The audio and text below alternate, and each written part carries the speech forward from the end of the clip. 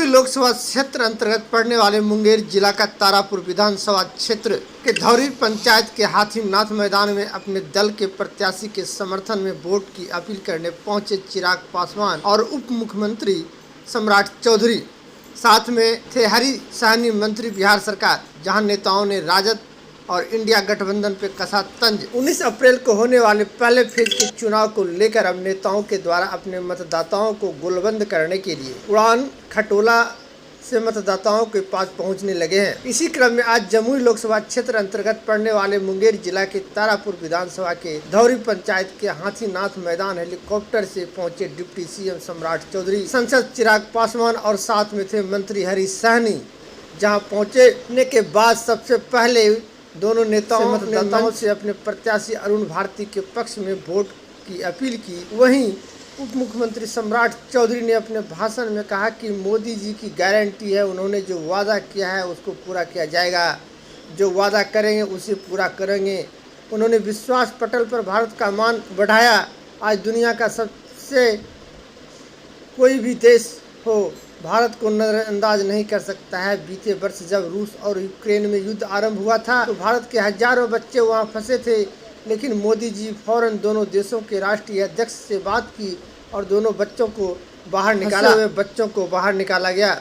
आगे उन्होंने लालू तेजस्वी पर भी तंज कसते हुए कहा कि लोग सनातन विरोधी हैं। चारा घोटाला के दोषी सावन में मटन बनाकर राहुल गांधी को खिलाते हैं तो नवरात्र में हेलीकॉप्टर में बैठे तेजस्वी मछली खाकर सनातन विरोधी होने का सबूत भी देते हैं। वहीं लोजपा आर के राष्ट्रीय अध्यक्ष चिराग पासवान ने कहा कि आज प्रधानमंत्री के नेतृत्व में दुनिया में भारत का डंका बज रहा है।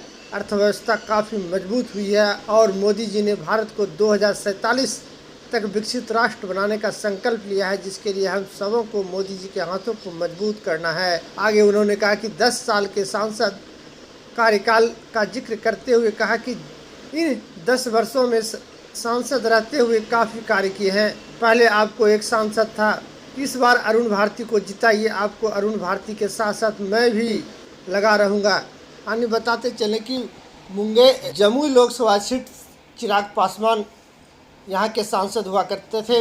उसके बाद इन्होंने ये सीटें अपने जीजा अरुण भारती को दी और उसी की सभा में आज जनसभा में लोगों को संबोधित कर रहे थे।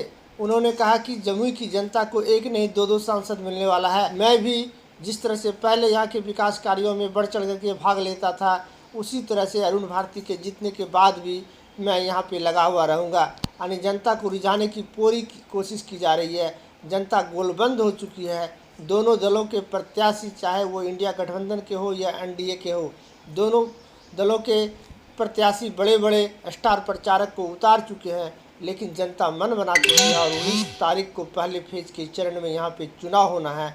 अब देखना ये है कि ये किस तरह से यहाँ दोनों दलों के प्रत्याशी अपने मतदाता को लुभाने में कितना कामयाब हो पाते हैं, ये तो 19 तारीख को चुनाव पर होने के बाद पता चल पाएगा। साथ जुड़ेंगे और ये लक्ष्य अगले 5 साल में देश को दुनिया की तीसरी सबसे मजबूत अर्थव्यवस्था बनाने का है। जब ये तीसरी मजबूत अर्थव्यवस्था होगी तो और कई ऐसे करोड़ों परिवार होंगे जो पूर्णतः गरीबी रेखा से बाहर आकर मुख्य धारा के साथ जुड़ेंगे। पहली बार देश के किसी प्रधानमंत्री ने हमारे देश को विकसित देश बनाने का संकल्प लिया।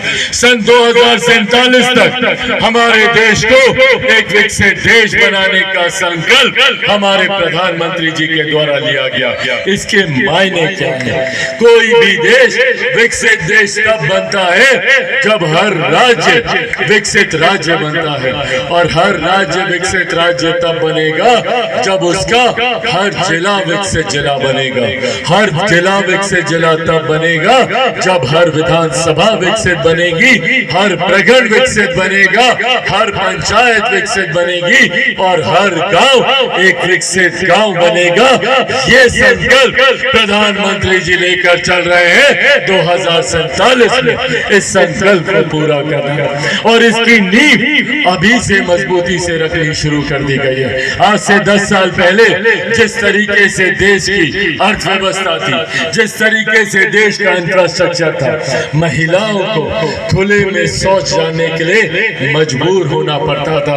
ये बुनियादी जरूरत है, बहुत बुनियादी जरूरत है। कोई प्रधानमंत्री अगर इसमें ध्यान नहीं भी देता तब भी कोई बड़ी बात नहीं थी। पर सोचिए, देश के प्रधानमंत्री ने एक गांव में रह रही गरीब महिला के सम्मान की चिंता की और गांव-गांव में शौचालय बनवाने का काम किया। उसके स्वास्थ्य की चिंता की, जो चूल्हा फूंक कर अपने स्वास्थ्य को जिस तरीके से खराब करने का काम करती थी, उनके लिए उज्ज्वला योजना लेकर एक गरीब परिवार जो आर्थिक संकट की वजह से अपने इलाज को कराने में असमर्थ होता था, उसके लिए आयुष्मान कार्ड लेकर आया। और आज ये घोषणा की गई है कि जितने ऐसे बुजुर्ग हैं जिनकी आयु 70 वर्ष से ज्यादा की है, वो मुफ्त में जाकर, ऐसे तमाम बुजुर्ग महिला पुरुष मुफ्त में जाकर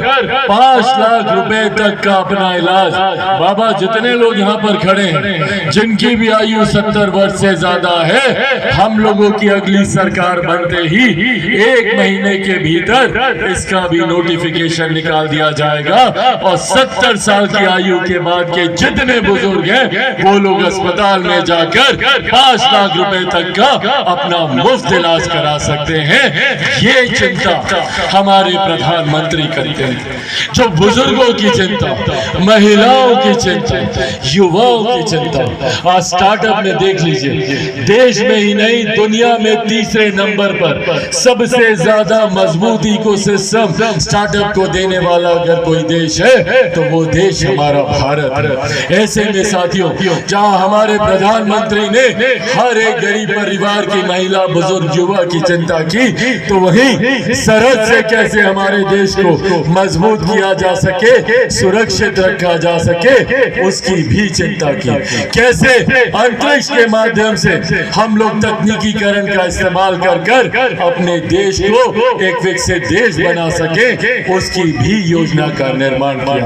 ऐसे में साथियों, जरूरी है हम लोगों को हमारे प्रधानमंत्री जी को मजबूती दे। प्रदेश के उप मुख्यमंत्री मेरे भाई सम्राट चौधरी जी मौजूद इस सम्मानित मंच पर, जिन्होंने अभी अपने जोरदार भाषण से, जिन्होंने आपको बिहार प्रदेश की वास्तविक राजनीतिक परिस्थितियों से आपको अवगत कराने का काम किया कि कैसे कई दल अलग अलग समाज के बारे में बात तो करते हैं, पर जब बात उस समाज को देने की आती है तो बातें सीमित सिर्फ अपने तक रह जाती है। ऐसे में किस तरीके से हम लोग का गठबंधन, एनडीए का गठबंधन, न सिर्फ समाज के हर हम लोगों ने एक सुशासन का सपना देखा है। एकदम बालू माफिया, शराब माफिया और जमीन माफिया जो होंगे उसको या तो मुंगेर जेल में डाल दूंगा, नहीं तो सुल्तानगंज घाट भी तैयार है उसके लिए। कोई बचा नहीं सकता है साथियों। ये कानून का राज स्थापित करने वाला बिहार है और पूर्ण रूप से बिहार पूरी तरह कानून का राज स्थापित होगा। और ये भारत बढ़ रहा है, इसलिए मैंने कहा भारत, कुछ लोग तो ये सोचते हैं कि मेरी बपौती है। एक चीज समझ लीजिए साथी, आप एक सोचिए, अभी नवरात्र का मौका चल रहा है, कुछ लोग हेलीकॉप्टर में बैठकर मछली खा रहे हैं, समझ गए। और कुछ लोग जब पिछला सावन गुजर रहा था तो एक 4 सीटेड व्यक्ति जो अभियुक्त है, जिस पर चारा खाने का आरोप है, वो व्यक्ति अपने घर में मटन बनाकर राहुल गांधी को खिला रहे हैं। तो इस